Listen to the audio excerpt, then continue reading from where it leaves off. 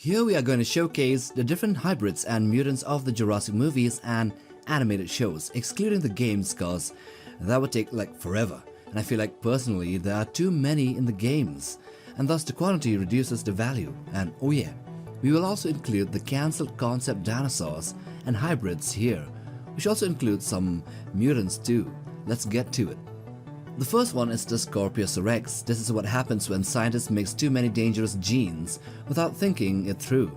It's one of the first hybrid dinosaurs, and it really shows that this creature looks more like a monster than a proper dinosaur.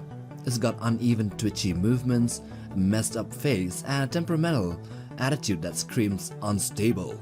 At 8 meters long, it is smaller than the Indominus Rex or the T-Rex, but still really terrifying. It is fast, aggressive, and can even shoot quills from its tail, which are poisonous. Honestly, it's more of a science experiment gone wrong than a believable animal.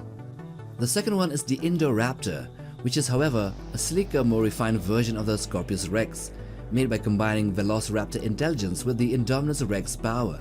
It is smaller at 7.3 meters, but don't let that fool you. It's stealthy, cunning, and built for killing. It was designed to be a weapon more than anything else. It walks on rooftops, stalks its prey in the dark, and even opens doors. But let's be real, this creature feels more like a movie villain than a real animal. It's cool in a horror sense, not something you'd want to see tapping on your window at night. And all in all, it's a good addition to the Jurassic franchise. Then we have the Indominus Rex, which is the biggest and most famous of the hybrids. Actually the first one to be seen in the cinematic sense, at nearly 17 meters when it is fully grown, but sadly it became a snack for the Mosasaurus, so it never really got to grow fully. It's still a hulking monster made to be the next big attraction in Jurassic World, but instead of bringing in revenue to the company, it brought a dip in Masrani's stocks. This thing is part T-Rex, part Raptor, and part who knows what else, Giga, Spino, Frog. Anyway, it can camouflage, it can mask its heat signature, and it's insanely intelligent. It's like the creators threw in every scary trait possible to make a super dinosaur. Now next is a strange one, the Spinoceratops, which is a hybrid between a Spinosaurus and a Ceratopsian like Triceratops. That means it has a big sail on its back, horns on its face, and a chunky sturdy body.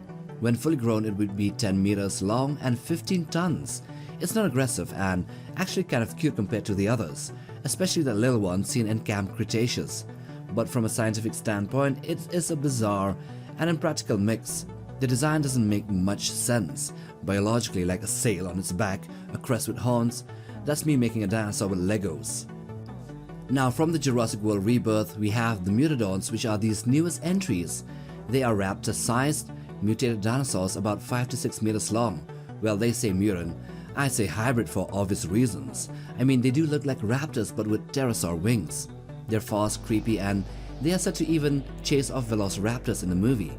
And if the T-Rex and the Indominus can't chase away raptors, well, I'd say this hybrid has some tricks up its sleeves. The design feels more like something out of a sci-fi lab accident than prehistoric DNA splicing. It actually looks kinda like a wyvern, a dragon from House of the Dragon. Well, the failed ones was seen to grow 2 heads. So imagine coordinating a hunt when the other one is trying to take a left while the other head is trying to take a right. You just go right into the tree. But I digress here. These new raptor hybrids have that draconic face and leathery wings, which personally speaking makes up for the criticism of the hybrids, I guess. Then we have the Distortus Rex, which is a distorted twisted version of a T-Rex, and its name actually means a distorted king. At I don't know exactly how many meters long, it is massive and terrifying, with exaggerated features like 2 gorilla-like forelimbs, 2 shorter ones in the chest which looks really creepy, and a warped face with a beluga-like forehead. It's likely a beast from a horror film, which to be fair, is what the creators of the movie deems this new entry to be. Now whether it is an accidental mutation or engineered to be as freakishly ugly as possible, is up to the month of July to tell us. But what I can tell you is that it seems to be the biggest land predator ever, and with massive forearms ending in deadly claws. I bet it can beat the other carnivores with no problem at all. In UFC terms, it's called reach advantage. Now there are things called concept ideas and concept arts, which includes dinosaurs in the Jurassic franchise which were initially thought to be introduced in the movies but were cancelled. The first here is the Excavaraptor. The Excavaraptor was this concept dinosaur, maybe even a mutated version of a raptor, that is a creepy underground predator, which was an idea from an early Jurassic Park 4 script. Imagine a jet black raptor with sharp claws and a weird bow-legged walk. These things were supposed to dig and dive and live in burrows, then pop out to ambush people like horror movie monsters. Yeah, it feels like something out of a Tremors movie or Alien than Jurassic Park. A cool idea for a scary movie, but probably too bizarre and unrealistic for the franchise's style. Then there is the so-called Super-Raptor, which was an idea considered for the Lost World, but even Spielberg thought it was too much. It was supposed to be a freakishly powerful and possibly genetically enhanced raptor, bigger, scarier, and the leader of a pack. It was probably meant to be the ultimate predator, but Spielberg pulled the plug cause it felt more like an alien than a dino. The ninth creature here is called the Mutadons, which was meant to be the big bad dinosaur in an early version of Jurassic World, back when the movie was still called Jurassic Park 4. It was supposed to be a newly discovered species found in China, and it would have taken center stage as the new threat, but it never really got far and was later replaced by a hybrid idea, the Indominus Rex, which eventually became the Indominus Rex as we know it. The Mutadon sounds more grounded than the hybrid that replaced it, but it never really made into the screens. Now, the Indominus Rex, often shortened to D-Rex, was actually the first Rex with a D in front of it. Yeah, the D. It's actually a fictional hybrid Tyrannosaurus Rex that was a placeholder, a name for the Indominus Rex. However, to be fair, it was a concept dinosaur that was inspired by a failed cloning experiment. While it does share a lot of similarities with the I-Rex, the Indominus, it can still be classified as an earlier version of it, or a result of a genetic experiment gone wrong. And earlier this year we thought the D-Rex, the Indominus Rex, would make it into Jurassic World Rebirth, but it is another D-Rex here, the Distortus Rex, not the Indominus Rex, which is also a D-Rex, and dum-diddy-dum-diddy-doo. The 11th entry here is the Robertosaurus. Now here's a wild one. The Robertosaurus was actually a toy concept, a mix between a T-Rex and a Velociraptor. Imagine as a beefed-up monster T-Rex on steroids. It was created by a sculptor for a scrap toy line where soldiers would fight ultra-deadly dino hybrids with special gear. It never really got made, but some people think its design helped inspire the Indominus Rex and might have been one of the earlier ideas, alongside the Mutadons and the Indominus Rex, for the cancelled Jurassic Park 4 movie that became the Jurassic World movie. Now we also have 3 human-dinosaur hybrid concepts from the cancelled Jurassic Park 4 movie, and they are cancelled for good reason.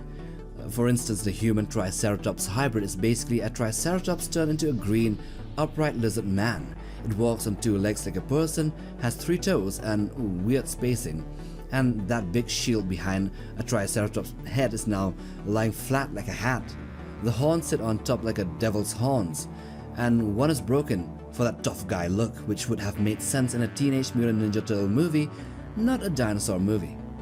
Then there's the human T-Rex hybrid, which is a T-Rex that is red in color with some human-like traits like giant muscular arms and a short tail.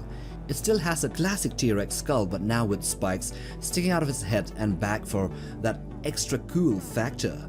The skin is a mix of red mainly and brown and charcoal, which means grey-black, which makes it sound more like a comic book villain than a real creature, like something you'll see Spider-Man fighting. It walks upright too, just like the Lizard Man from Spider-Man, which makes you think, is it the Lizard Man from Spider-Man just redesigned for a Jurassic Park movie?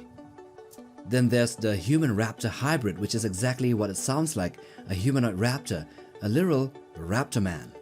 There were multiple versions of this design, with some leaning heavily into that upright clawed humanoid look, so the Lizard Man again. These were never really used, thank God, but the idea clearly leaned on towards something horrific or a sci-fi superhero flick than something dinosaur-ish. It's like someone merged a ninja with a raptor, and while that's fun in a comic book sense, it strays away far too far away from what people expect from a Jurassic story. And we end this with the Cam Cretaceous unnamed hybrids, which were also cancelled concepts which shares the same dino mixing theme as the game Jurassic World Alive. These were a bunch of wacky mix and match hybrids that almost made it into Camp Cretaceous, but were cut off, probably for good reason. cause most of these sound like dino smoothies. You know, just throw everything into the genetic blender and hope something good comes out of the other side, other than diarrhea. And with that, we end this video on the dinosaur hybrids and mutants from the movies and the animated flicks, the ones that made it and the ones that didn't make it. Do check out this other video in the end screens. Like, subscribe, and we'll see you guys in the next one. Take care, fam.